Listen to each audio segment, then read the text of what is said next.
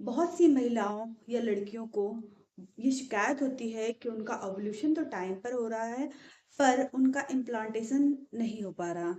जब भी वो सोचती हैं कि उनको अब कंसीव हो जाएगा तो उनका पीरियड आ जाता है। तो ये किन कारणों से होता है, आइए हम इस टॉपिक पे आज बात करते हैं। हेलो एवरीवन, स्वागत है आपका माइंड और हेल्थ में। मैं आपकी होस्ट डॉक्टर बबीता। तो आज हम बात करते हैं कि बहुत सारी महिलाएं हैं ऐसी जो सही समय पे ओव्यूलेशन तो उनका हो जाता है, और इम्प्लांटेशन की जो प्रक्रिया होती है वो फेल हो जाती है।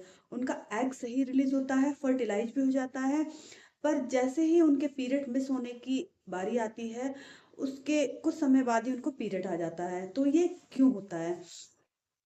इसका एक बहुत ही कॉमन कारण हो सकता है कि बहुत सारी महिलाओं में जो पेट की हीट होती है, उस कारण से ये समस्याएं आ सकती हैं। तो इसके लिए मैं आपको एक आयुर्वेदिक नुस्खा बताने जा रही हूँ, जो कि बहुत प्राचीन है। उससे कई महिलाओं ने गर्भ धारण किया है। तो आइए हम जानते हैं। इस नुस्खे से बहुत सारे फायदे हैं। जिन महिलाओं का वेट ज़्यादा है उनका वेट भी कम होता है। जिनको पेट में बहुत सारी समस्याएं जैसे ब्लॉटिंग की, अपच की, खाना सही नहीं पचता है, उनको भी बहुत फायदेमंद है। और इस ड्रिंक को आप सर्दियों में भी ले सकते हैं आराम से, और गर्मियों में तो बहुत ही अच्छा है ये। और आप इसको पूरे 30 दिन ले सकते हैं। मंथ के पूरे 30 दिन आप इसको यूज कर सकते हैं। इसके कोई साइड इफेक्ट नहीं है, किसी प्रकार की कोई प्रॉब्लम नहीं है। हस्बैंड वाइफ दोनों ले सकते हैं। दोनों अपनी फर्टिलिटी इशू को इससे सॉल्व कर सकते हैं। तो ये है फीनल सीड, जो कि हमारे किचन में मोस्टली पाया जाता है। आप इसका उपयोग रेगुलर कर सकते हैं। तो इसका उपयोग कैसे करें?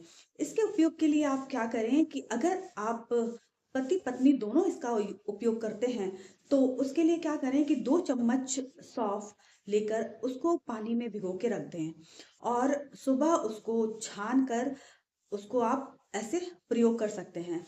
इसका स्वाद थोड़ा-सा अजीब होता है खाना पीने में। तो अगर ऐसा है तो आप इसमें थोड़ी मिश्री ऐड कर लें या शहद ऐड कर लें। लेकिन जो लोग डायबिटिक हैं, जिनको डायबिटिक की समस्या है, वो लोग इसको सादा ही पिएँ। इसके पीने से आपको बहुत ही बेनिफिट मिलेंगे। सबसे पहली बात कि ये एग की क्वालिटी को बहुत अच्छा करता है। क्यों? क्योंकि इसमें एस्ट्रोजन, प्रोजेस्टेरोन हार्मोन को बढ़ाने के औषधीय गुण होते हैं। दूसरी बात क्या है, ये एंटीऑक्सीडेंट, एंटी इन्फ्लामेटरी और एंटीसेप्टिक के गुण भी रखता है।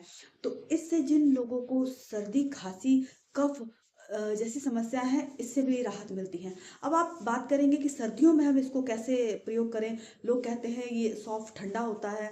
तो इसके लिए क्या करें आप कि रात को इसको भिगो के रख दें, और सुबह उस पानी को गर्म कर लें। गर्म करने के बाद उसको छान लें, और छान के उसको अपने जिस तरीके से आपको सहूलियत है उस हिसाब से आप उसको यूज़ करें। तो सर्दियों की प्रॉब्लम भी आपकी सॉल्व हो गई, और गर्मियों में तो आप इसको आराम से यूज़ कर सकते हैं। और इसके अलावा ये आपकी एग की और मेल्स में स्पर्म की क्वालिटी को भी बहुत अच्छा करता है। और इसके ये गुण बहुत ही लाभकारी हैं। दूसरी बात क्या है कि अगर आपका वेट बहुत ज़्यादा है, उसमें भी आपकी ये मदद करता है। जिन लोगों को पेट में कब्ज़ और अपच, इस तरीके की समस्या है, इस समस्याओं को भी दूर करता है।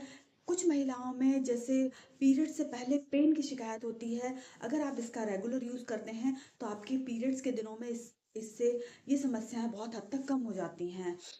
वेट लॉस तो करता ही है, साथ में ये आपके पाचन के लिए भी बहुत फायदेमंद है। आप जो सौंफ को रात को भिगो के रखते हैं, उसको छान के निकालते हैं, तो उस भीगी हुई सौंफ को अगर आप चबा-चबा कर खाते हैं, तो जिन लोगों को जो पेट में कब्ज़ वगैरह की शिकायत है, वो शिकायत से बहुत हद तक राहत मिलती है।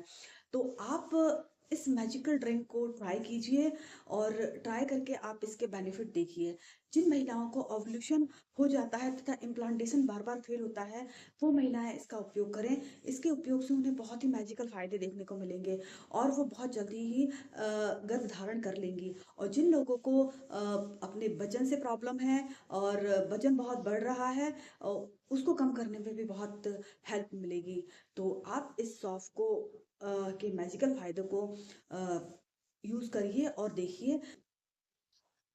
मेरे द्वारा दी गई जानकारी प्राचीन आयुर्वेदा से इंस्पायर है।